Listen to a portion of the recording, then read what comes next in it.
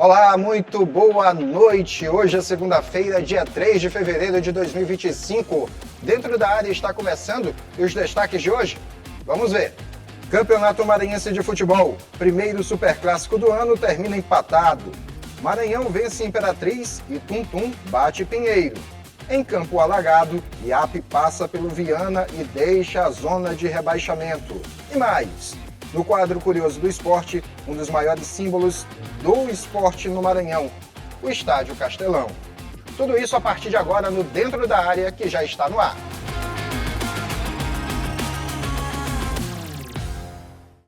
Vamos lá. Dentro da Área, a partir de agora, já está no ar e nós começamos esta edição dando destaque para o quadro curioso do esporte.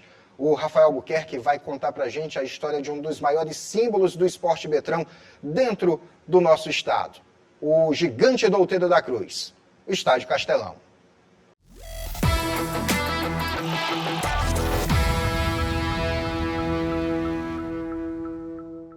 O Estádio Castelão é o maior palco do futebol na capital.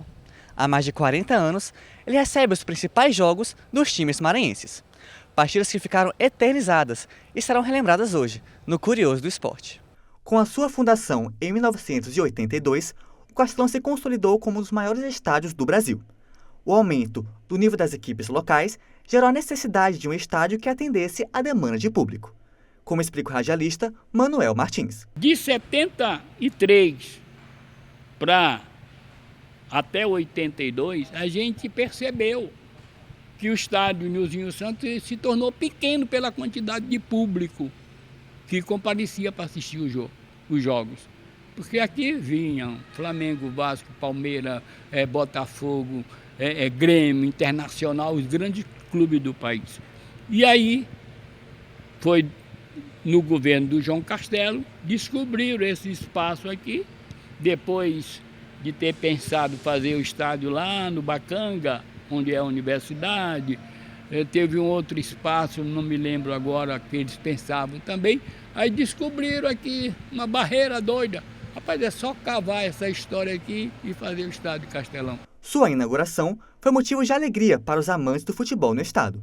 Já na primeira semana, o Estádio Governador João Castelo demonstrou a força que viria a simbolizar pelo passar das décadas. Manuel Martins ainda recorda da primeira vez em que a bola rolou neste gramado. Eu tive o prazer de ser o primeiro repórter, 9 horas da manhã, a estar falando no dia 1º de maio de 1982, no Estádio Castelão, quando foi inaugurado com um torneio entre os clubes da capital, ganho pelo Sampaio Corrêa, na ocasião. Tivemos aqui 61 mil pessoas aqui nesse estádio. Daí, no dia 5 de maio, tivemos a Seleção Brasileira de Futebol, com Zico e companhia, Sócrates, etc., jogando aqui no Castelão e ganhamos a Seleção de Portugal por 3-1. Para quem viveu cada momento de emoção, a lembrança é guardada com carinho e saudosismo. Afinal, milhares de apaixonados pelos seus clubes de coração tiveram no estádio instantes de união, alguma forma de felicidade. Essa arquibancada coleciona memórias que o torcedor jamais vai esquecer. Esse estádio, que já conseguimos ter aqui, tem uma placa, se você procurar lá no hall ali social, você vai encontrar uma placa onde diz que Sampaio Corrêa e Santos tivemos 102 mil pessoas. Tivemos aqui Sampaio Moto, projeto do governo do estado, no Nota na Mão, onde tivemos 73 mil pessoas.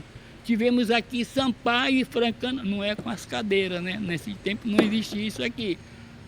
Tivemos Sampaio e Francana com 65 mil pessoas. Então o torcedor gosta do futebol, está precisando que a gente tenha uma resposta dos clubes, tá certo? Para ele poder tentar voltar para vir assistir esse nosso futebol.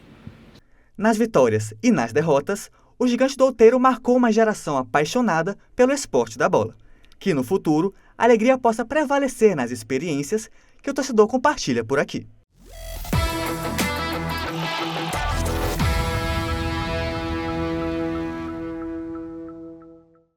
tão bom conhecer um pouco sobre a história do Estádio Castelão, local de diversas atrações, sejam esportivas, sejam culturais, o Estádio Castelão, mas lógico, na memória de quem lida com o esporte, ficam os fatos que aconteceram ligados justamente ao esporte.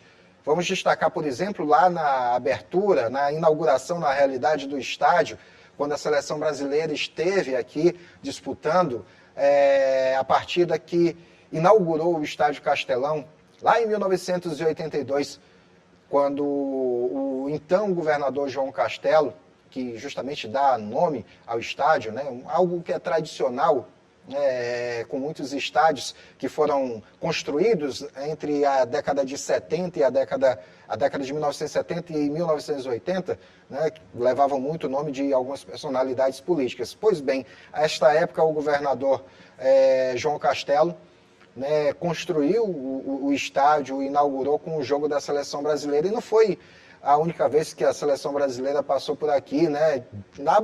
Ainda bem, tivemos outros jogos da seleção brasileira. Quem não lembra, por exemplo, lá em 2001, aquele jogo decisivo das eliminatórias da Copa do Mundo, que o Brasil ganhou da Venezuela por 3-0.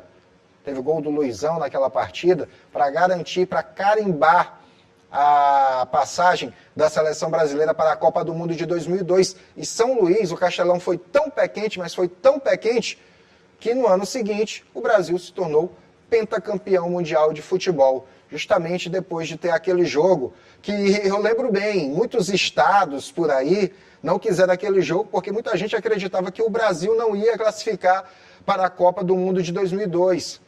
Muita gente não quis. Aí não, vamos levar para São Luís, lá para o Estádio Castelão, eles com certeza vão aceitar essa partida, vai ter público, e lógico, teve público, estádio lotado, muita gente acompanhando a partida entre Brasil e Venezuela pelas eliminatórias, foi a última rodada e o Brasil naquele jogo carimbou sua passagem para a Copa do Mundo de 2002. O resultado foi campeão mundial, pentacampeão mundial.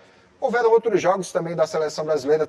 O Brasil jogou, um dos destaques do Castelão foi um jogo do Brasil que aconteceu em um dia, e no dia seguinte o Sampaio Corrêa recebeu o Santos pela falecida Copa Conmebol. Você lembra a Copa Conmebol? O Sampaio Corrêa chegou a disputar. À época ele tinha sido campeão da Copa Norte e, como tal, garantiu uma vaga na Copa Conmebol. E aí enfrentou o Santos aqui no Castelão, para cá que não foi tão bom, né? Foi 5-0 para o Santos, mas valeu pelo recorde de público. A torcida boliviana lotou o estádio naquela época, naquele dia exatamente, quebrando o recorde do dia anterior, que a seleção brasileira tinha disputado o jogo no dia anterior, né? À época a seleção brasileira era treinada pelo Vanderlei Luxemburgo. Você lembra disso? O Jackson participou daquele jogo. Jackson, à época, jogava no Palmeiras, foi convocado. Jackson Maranhense tinha sido convocado pelo Vanderlei Luxemburgo, entrou no segundo tempo, recorde de público naquele dia, mas no dia seguinte a torcida do Sampaio foi lá, mostrou sua força e quebrou o recorde de público do Estádio Castelão. Essas histórias que eu falei agora aqui são apenas algumas das muitas histórias que o Estádio Castelão teve.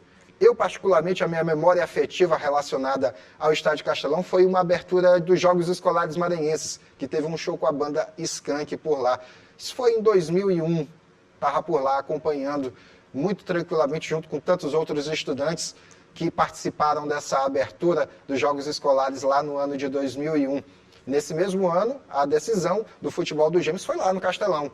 Foram muitos jogos que aconteceram no Gigante Douteiro da Cruz. Muita história para contar sobre esse estádio. Se fosse falar sobre todas essas histórias aqui, a gente iria ficar aqui até meia-noite, passada a meia-noite, falando sobre elas. Agora é o momento de uma parada no Dentro da Área. Na volta nós vamos destacar o Campeonato Maranhense de Futebol. Teve rodada neste final de semana. Super clássico também. Tudo isso daqui a pouco, depois do intervalo.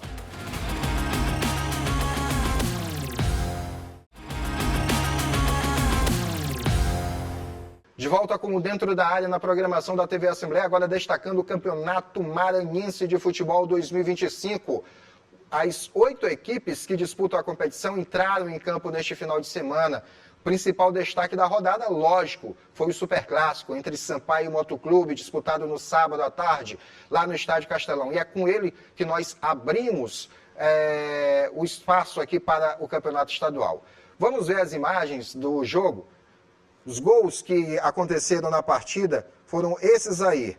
Lá no Estádio Castelão, o Sampaio Corrêa abriu o placar depois que houve uma cobrança de escanteio e a bola encontrou o Cavi lá no meio da área. O Cavi se antecipou, a defesa do Moto desviou, botou lá no cantinho do goleiro, do gol do Moto, abrindo o placar para a torcida para o time do Sampaio Corrêa. Eu falei torcida aqui porque o Cavi ele depois correu para o lado da torcida, foi lá para onde a Tubarões da Fiel, comemorou com a torcida muito.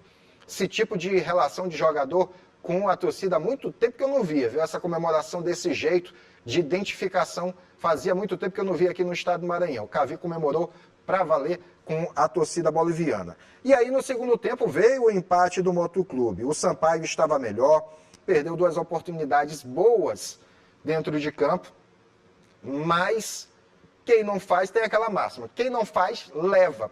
Como o Sampaio não fez o segundo, o Motoclube foi lá. O Pedro Dias roubou a bola no meio de campo, avançou com ela, tocou bem no meio da defesa do Sampaio Corrêa, ninguém esticou a perna, ninguém cortou e a bola sobrou limpa lá para o Luiz Gustavo, que sozinho fez o gol, deixou o placar tudo igual. E aí, depois disso, minha gente, a qualidade do jogo sofreu uma queda. Nem Sampaio, nem Motoclube chegaram a desempenhar um bom futebol depois que o Moto empatou o jogo.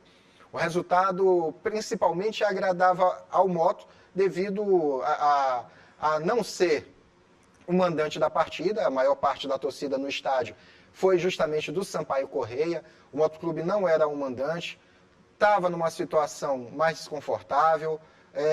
O próprio desempenho das duas equipes, se você analisar dentro da competição, o Sampaio Corrêa é melhor, afinal de contas é o líder do campeonato, e o Motoclube estava em quinto na tabela de classificação até então. Então, para o Motoclube, que eu percebi pela reação dos jogadores, é que o jogo ali, aquele resultado parecia ser bem interessante, aquele empate. Natural, é um superclássico, é o maior clássico do Maranhão. Agora, os jogadores do Sampaio também não correram mais tanto depois que o Moto empatou. O Sampaio fez um primeiro tempo muito bom, começou o segundo tempo com um ritmo muito acelerado, o Sampaio Corrêa. Estava muito mais perto de fazer o segundo, o terceiro gol do que o Moto do empate, mas nesse vacilo, bem ali no meio de campo, em que o Pedro Dias roubou a bola, depois lançou o Luiz Gustavo, ali parece que o Sampaio sentiu o gol, não conseguiu reagir da forma que a torcida esperava. Resultado foi que o jogo terminou em 1-1.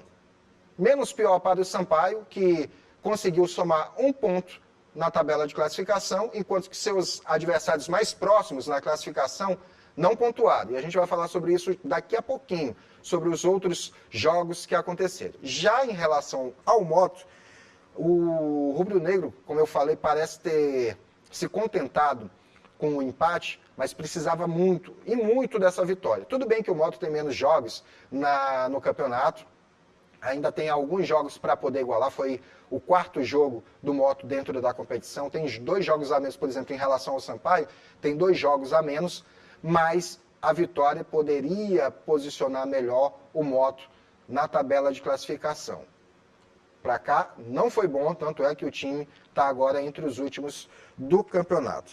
Falando agora um pouco sobre a outra partida que aconteceu no sábado, envolveu justamente uma das equipes que está no G4, o Pinheiro, jogando lá na cidade de Tuntum. Vamos ver como é que foi a partida. Jogando lá na cidade de Tuntum, o Pinheiro saiu na frente. O Pinheiro conseguiu abrir o placar ainda no primeiro tempo, aos 35 minutos. O zagueiro do Tuntum não tirou a bola da forma como deveria, não cortou o perigo, perdeu para o João Pedro, que bateu na saída do goleiro, abrindo o placar para o time do Tuntum, do Pinheiro, na realidade. Antes mesmo do intervalo, o Tuntum conseguiu empatar. Matheus Magalhães, que havia falhado lá naquele gol, foi Matheus Magalhães que havia falhado no gol do Pinheiro. Ele dessa vez soube aproveitar um erro do time do Pinheiro e empatou a partida em 1-1. Já quando o jogo se encaminhava para o final, todo mundo achava que ia ser o empate em 1-1. Aos 49 minutos do segundo tempo, veio o gol da vitória da equipe dona da casa. O Vitor arriscou colocar a bola na área do PAC. Marquinhos acreditou, subiu firme e fez o gol da virada. Foi a primeira vitória do Leão dos Cocais dentro do campeonato estadual. Vitória muito importante para a equipe do Tum-Tum, que deu um salto na tabela de classificação. Saiu lá das últimas posições e agora assumiu a 5ª colocação. Está atrás justamente do Maranhão Atlético Clube, o time do Tum-Tum. Uma vitória muito importante para a equipe. Se tem alguma pretensão de permanecer na primeira divisão do campeonato estadual, precisa, lógico, fazer o resultado dentro de casa. E contra adversários como Pinheiro, Viana e Ape, não pode de forma alguma vacilar dentro da competição. O Tum-Tum, se quiser permanecer na primeira divisão, precisa fazer o resultado dentro de casa. Já para o Pinheiro, essa derrota foi muito doída, mas muito doída mesmo. Porque, afinal de contas, o Pinheiro ainda está no G4. A derrota fez com que o Pinheiro ficasse um pouco mais distante da ponta. Um pouco mais distante do Sampaio Corrêa, que é o atual líder do campeonato. Né? A diferença agora de pontos entre eles aumentou. Mas a gente vai trazer a classificação daqui a pouco no próximo bloco. Momento de uma nova parada no Dentro da Área. Já nós falamos sobre os outros 2 jogos do campeonato estadual que aconteceram no domingo. Um instante só.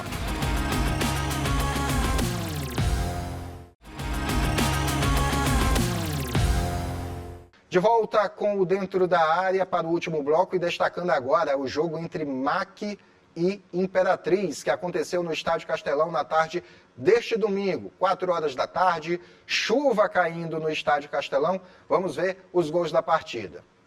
Quem abriu o placar foi o time do Imperatriz.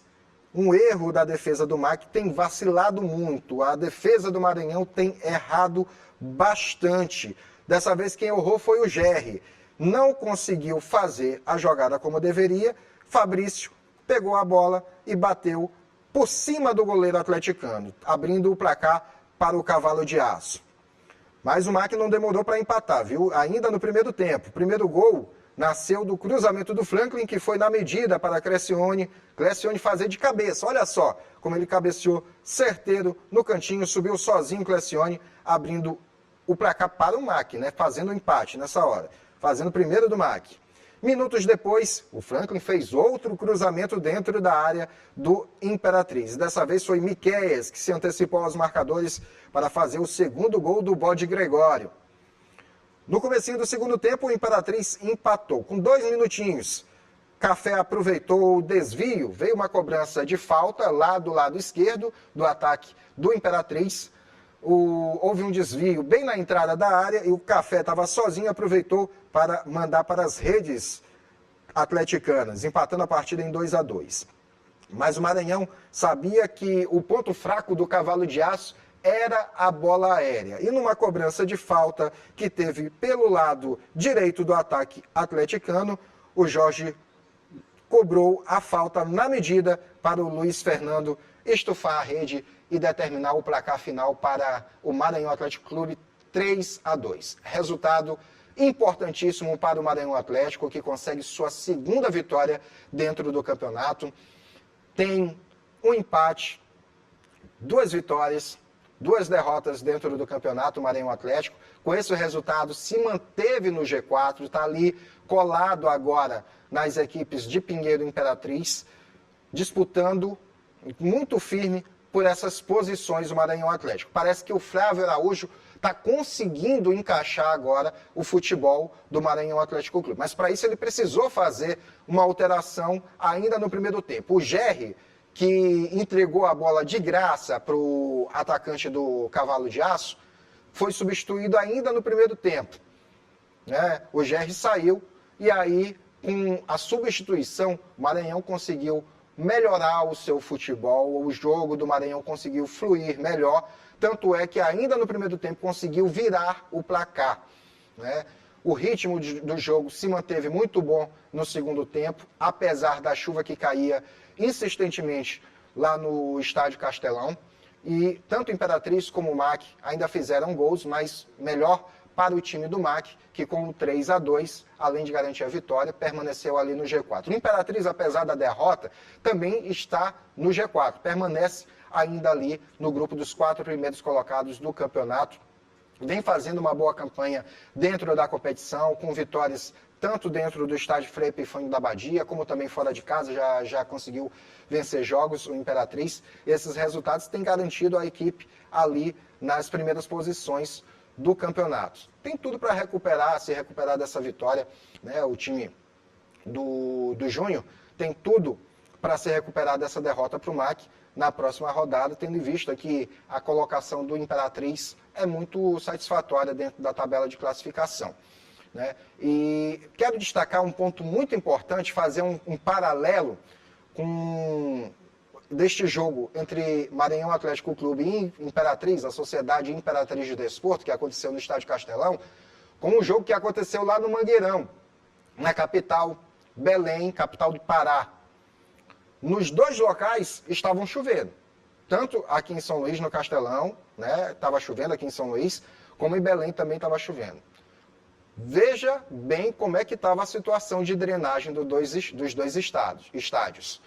A drenagem do Castelão se mostrou muito, muito superior à drenagem do estádio Mangueirão.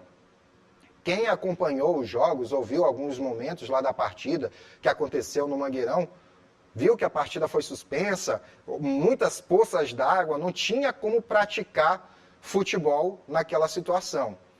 Já aqui em São Luís, lá no estádio Castelão, a bola rolou limpa.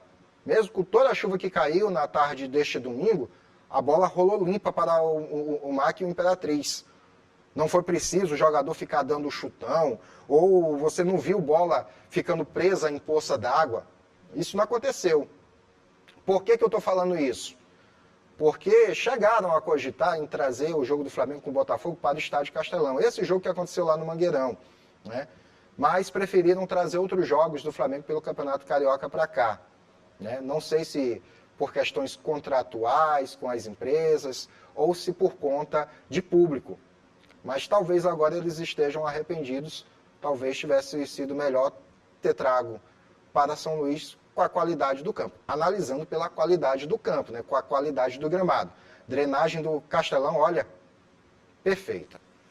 Falando em drenagem, olha, a drenagem que deixou a desejar foi a lá do Djalma Santos, Djalma Campos, na realidade, lá na cidade de Viana.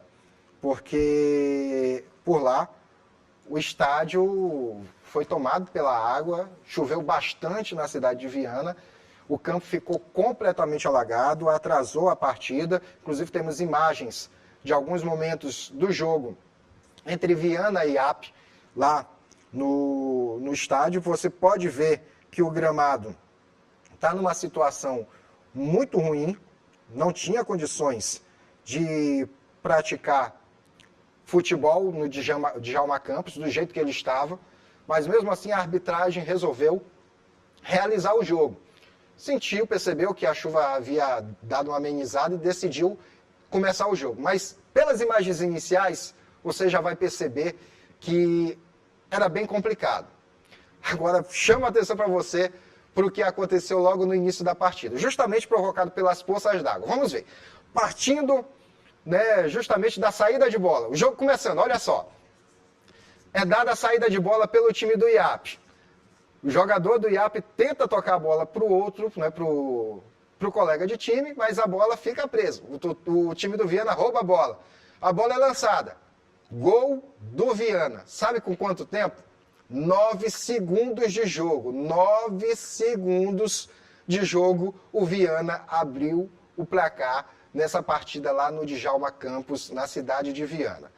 E aí poderia dizer, poxa, vacilo do IAP, né? Com o campo pesado desse jeito, deveria ter jogado a bola para frente. Pois bem, o IAP bateu Novamente a saída de bola.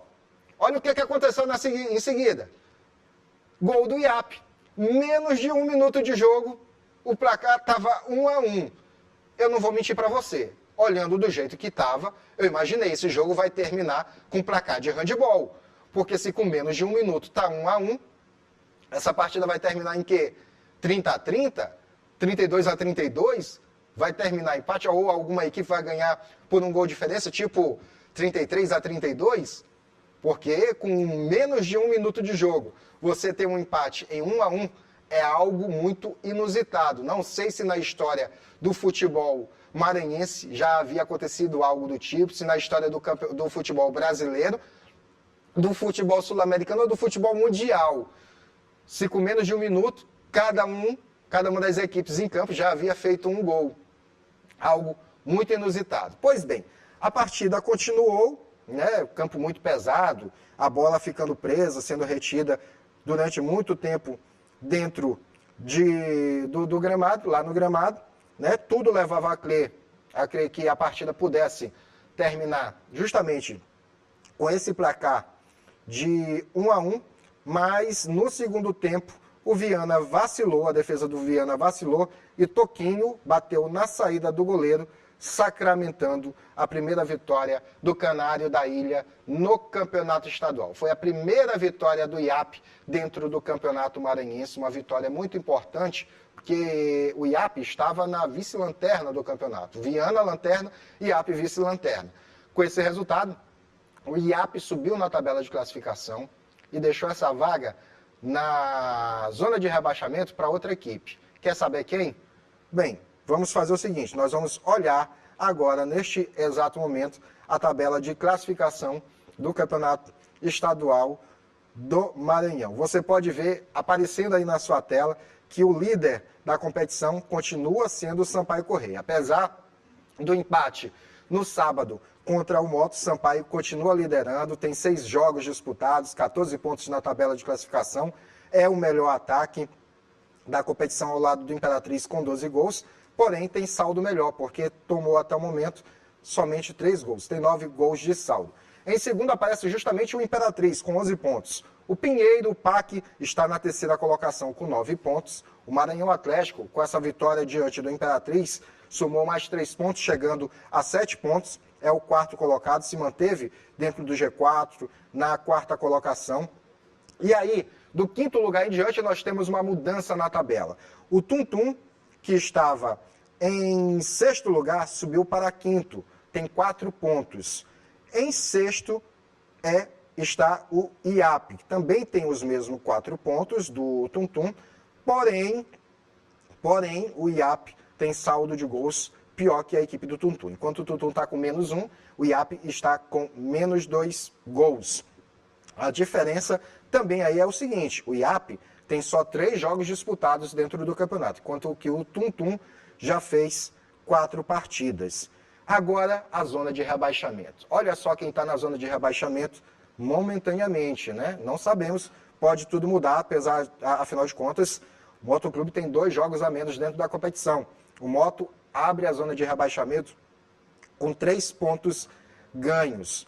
Justamente esses 3 pontos do Moto vieram de 3 empates que ele teve até o momento dentro da competição. Na lanterna do campeonato, segurando a lanterninha, zerado em pontos, sem nenhuma vitória, somente com derrotas até o momento, a equipe do Viana. Antigo Real Codó. Quem se classificou para o Campeonato Maranhense da primeira divisão foi o Real Codó, mas quem está disputando é o Viana, porque o nome fantasia que foi usado na segunda divisão do ano passado foi Real Codó. Decidiram então usar o nome de Viana, o nome real, dentro do Campeonato Maranhense deste ano, só que não está ajudando muito. O Viana é o lanterna da competição. Olha, o Dentro da Área desta segunda-feira vai ficando por aqui, mas você pode rever esta edição em nossa programação. Amanhã, às 7 horas da manhã, está indo ao ar novamente, às 7h30 da manhã está indo ao ar novamente esta edição do Dentro da Área, e você também pode ver a reprise às 2 horas da tarde também de amanhã.